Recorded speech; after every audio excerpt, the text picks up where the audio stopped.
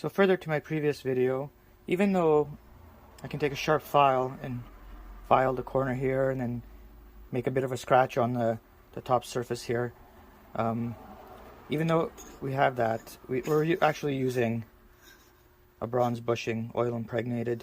You know, there's quite a bit of surface area here that's riding on top of another.